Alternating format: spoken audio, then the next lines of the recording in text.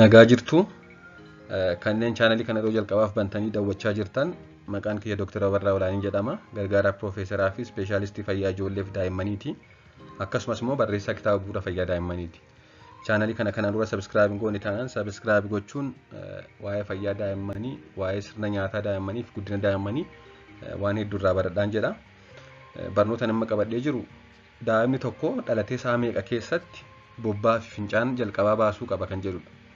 Maaliif maatiin tokko hubannoo gahaa dhabuudhaan daa'imni guyyaa 5 guyyaa 6 guutuu bobbaa baasuu yeroo dhiisu fincaan yeroo dhiisu tursiisanii erga rakkoon biraa dhufee booda mana yaalaa fidu jechuudha. Kanaafuu mee akka waliigalaatti daa'imni tokko yoom bobbaa baasuu qaba yoom fincaan baasuu qaba kan jedhu ilaalla.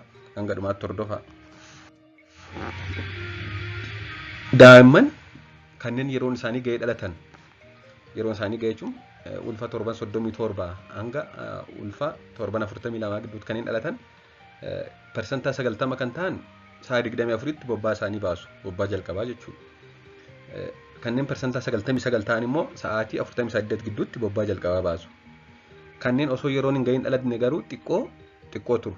Persentaan 76 kanneen daa'imman yeroon hin ga'iin dhalatan sa'a 24 keessatti baasu. Haa ta'u malee persentaan 99 yeroon isaanii kan hin geenyeyyuu sa'a 48 keessatti ni baasu. Kanaaf akka waliigalaatti sa'aatiin maksimam kan nuti eeguu qabnu sa'a 48 dha jechuudha. Daa'imni tokko yoo bobbaa baasuu dide. Bobbaan jalqaba maqaan isaa meekooniyam jedhama afaan Ingiliffaadhaan. Afaan keenyaan maal akka jedhamu beekuu baatu. Halluun isaa kun kan kana fakkaatu akkuma suurarratti argitanii halluun isaa kan gurraacha ta'ee fi kan uffata yookaan fooxaa isaan irratti kaakaa godhan wajjin kan wal qabatudha jechuudha.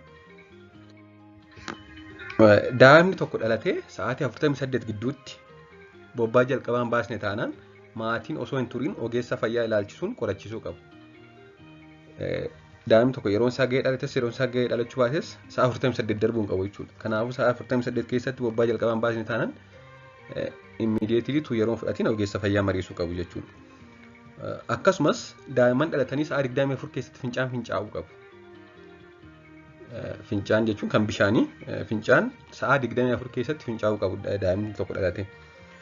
Kanaafuu daa'imni tokko dhalatee sa'a 24 keessatti fincaan hin fincoofne taanaan sa'a 48 keessatti bobbaan baasne taanaan osoo hin turin ogeessa fayyaa mariisuun baay'ee barbaachisaadha jechuudha.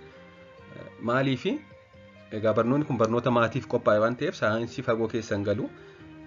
Yoom akka mana yaalaa geessuu qabanidha malee maalti kana fidaa maalti akka daa'imman bobbaan baasne taasisa kan jiru waan baay'ee waan ta'eef kun barnoota ni qabadheen alatti barnoota bal'aa waan ta'eef ammaaf garuu sa'a 24 keessatti fincaa'uu qabu sa'a 48 keessatti bobbaa jalqabaa baasuu qabu.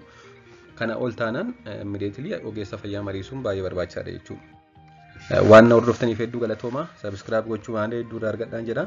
Yeroo gaarii.